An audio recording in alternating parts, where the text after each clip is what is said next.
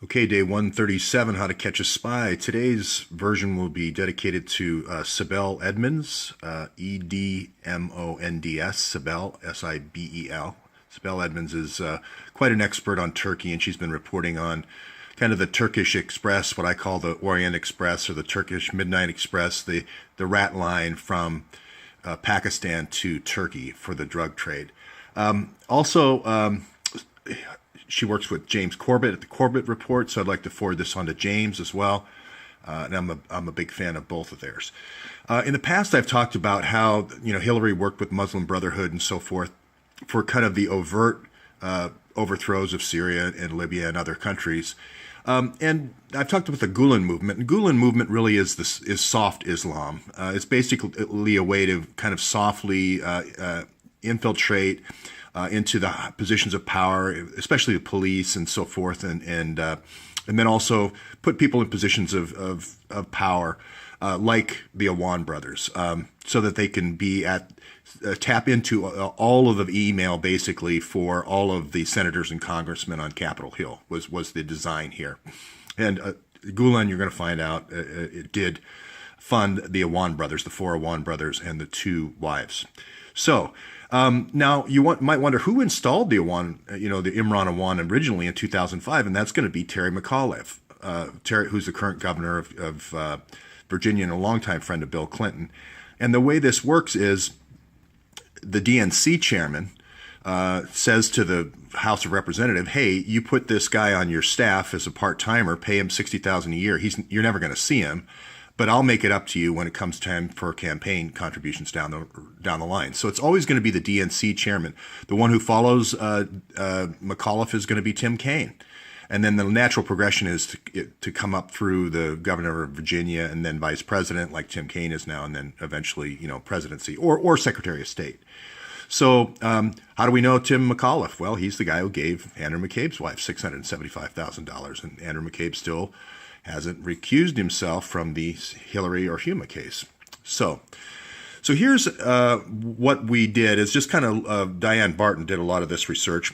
Looked for these Awans that lived at this location here on 9667 Hawkshead Drive. This is where Imran Awan lived, as well as his wife, Hina Alvi. And so this is Mohamad Hunzla Awan. You're going to find several Mohammed Awans that keep coming through here. And I just noticed that there was Best Sedan service right here. And I'm just wondering if Awan was the driver to go get these guys as they came in from Pakistan and to work for defense contractors.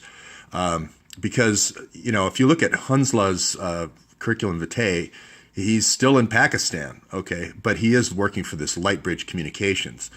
What Lightbridge does is it comes in, it sets up cell networks, and I will bet anything that they set up a cell network for Congress, both for the House and for the Senate, or Capitol Police, or all over the country. I'll bet they do work like that all over the country. I'm not saying they're working on the national 9/11 system that just went down, but my working theory is that the Awans is kind of like a Braverman. It's just kind of a cover name.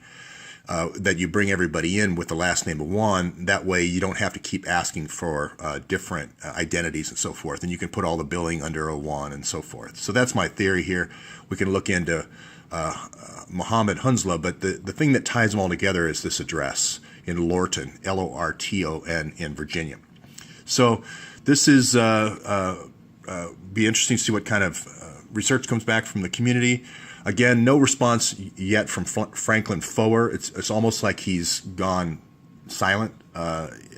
He has to answer for where he got this data now from this Trump hack, this Trump communication with these Russian banks.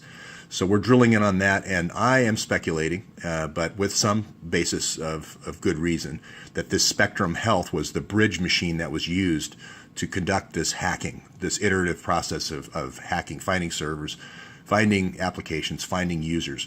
If you have hacking in with the Awan type brothers and the experts that they can bring in from Pakistan, ISI probably, you don't really need FOIAs.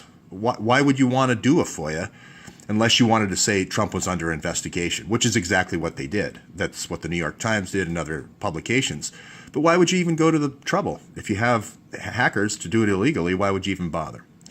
So I mentioned that this Turkish Express or Midnight Express, Orient Express, this Pakistan to Turkey thing was set up by a CIA kind of really a mastermind, a guy named Graham Fuller. He's the guy who came up with this.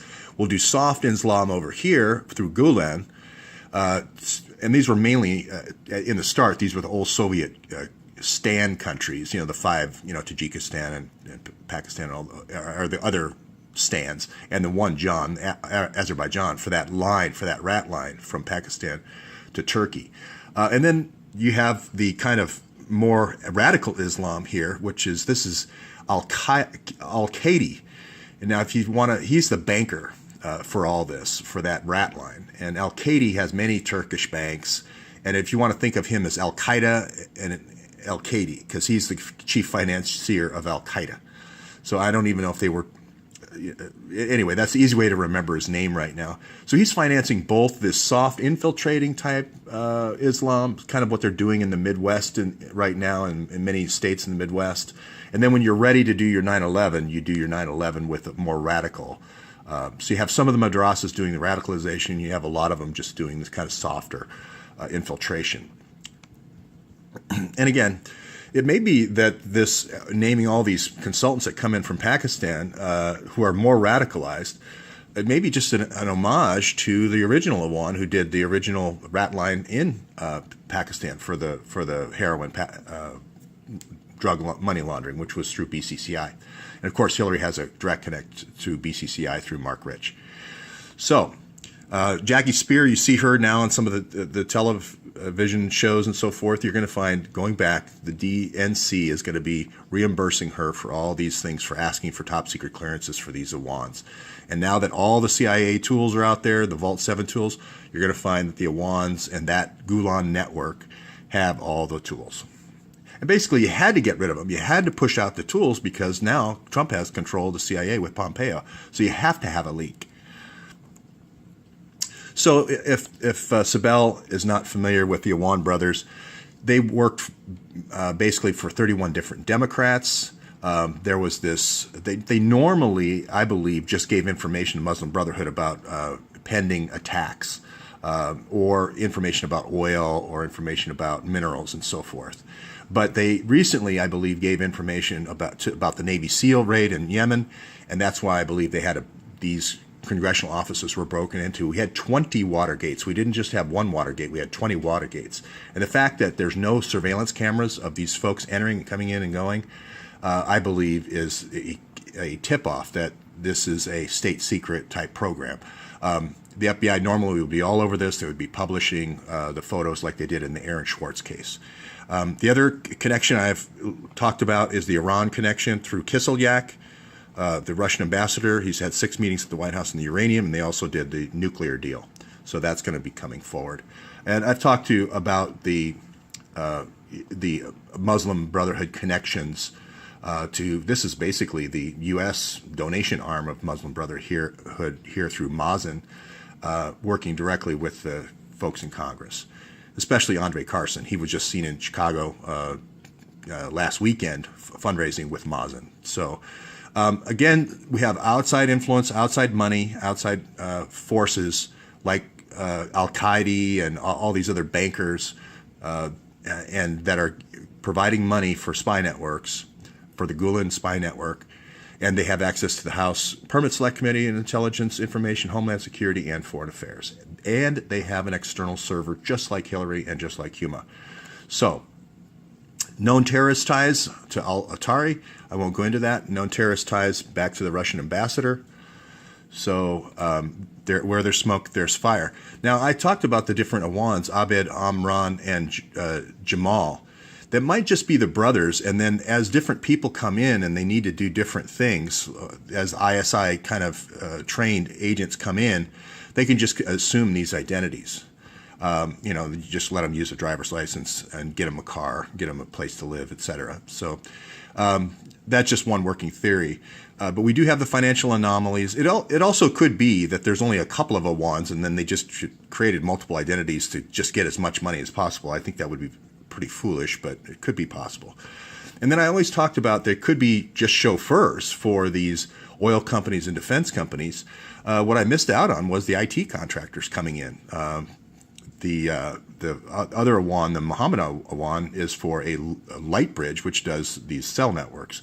So it could very well be that they're cell hacking, using the dirt box type cell hacking technology and installing that around different law enforcement that you want to watch.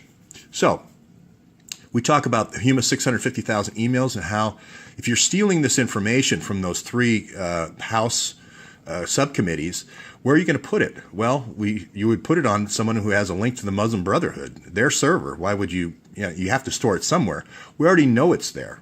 We already have a smoking gun that we know it's on HUMA's server, and we know it was on Hillary's server, and we know there's classified information going back and forth between the two. So we need to look at the server logs and the connections between Hillary's server, the Awan server, and HUMA's server. That's it for this morning. Forward to Sibel Edmonds and James Corbett.